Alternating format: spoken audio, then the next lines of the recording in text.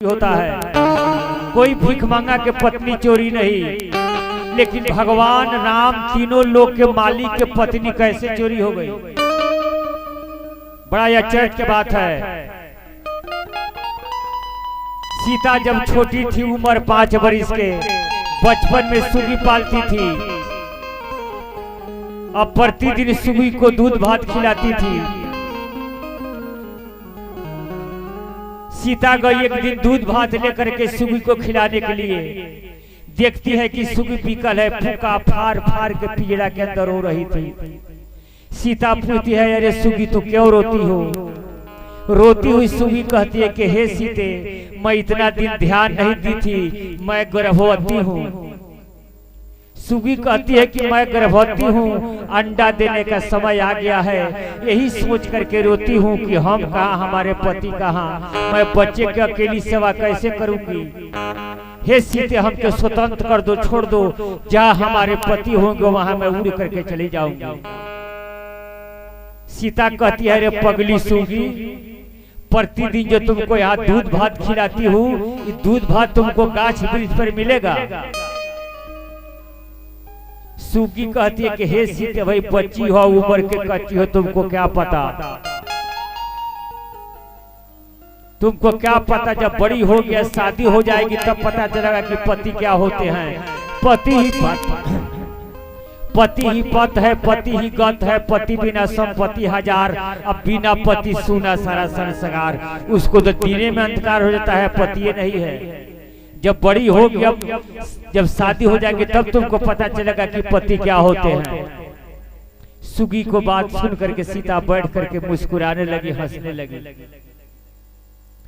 Swiggy कहती है, ये सीते, मन के भावना को नहीं समझ रही हो, अंदर के हृदय के पुकार के नहीं सुन रही हो।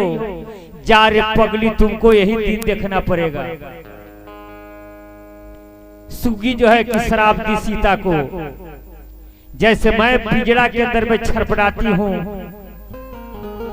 सोना के पिंजरा के अंदर में फूका फाड़ फाड़ के रोती हूँ। एक दिन ऐसा समय आएगा कि तुम भी सोना के लंका के अंदर फूका फाड़ फाड़ के रोगी। सुगी श्राप दी सीता को। सीता धीरे धीरे बड़ी हुई, राम के साथ शादी हुई तो जंगल चली गई।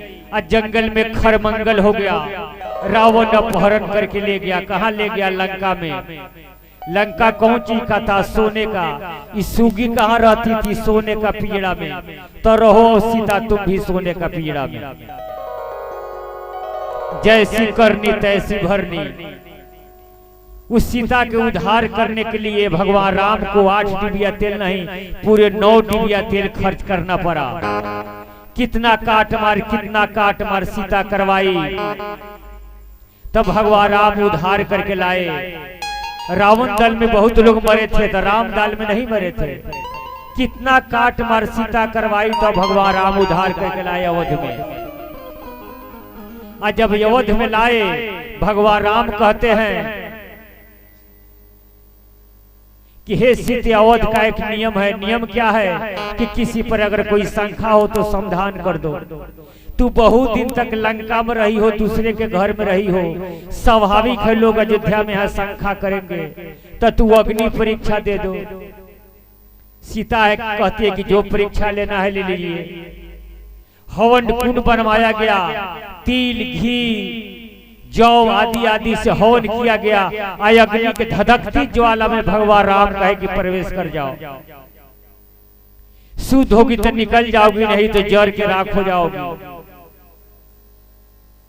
सीता हवन कुंड के पास जाती है, प्रतिज्ञा करती है कि हे धरती माता, हे दसों दिशाओं, हे दिग्पाल, हे वरुण देव, हे गायत्री माता, मैं अपने पति राम के अलावा संसार में जितने अन्य पुरुष है, थोड़ी सी भी मेरी मन में अगर कोई भावना उत्पन्न हुई हो तो हमको इसी में जरा के राख कर देना।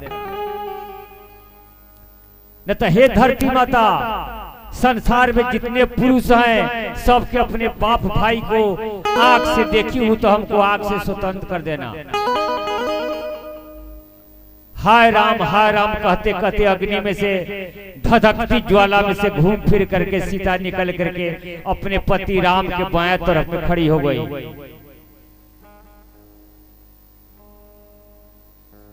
अपने पति राम के बाएं तरफ में खड़ी हो गई। देवता लोग फूल के वर्षा किए हैं कि धन है सीता तेरी पातिव्रत धर्म। भगवान राम जब अपने राजकाज में फंस गए, उस समय लक्ष्मण जी युवराज थे। लक्ष्मण जी गए एक दिन गांव में घूमने के लिए। संजोग बस एक धोबी झगड़ा कर रही थी।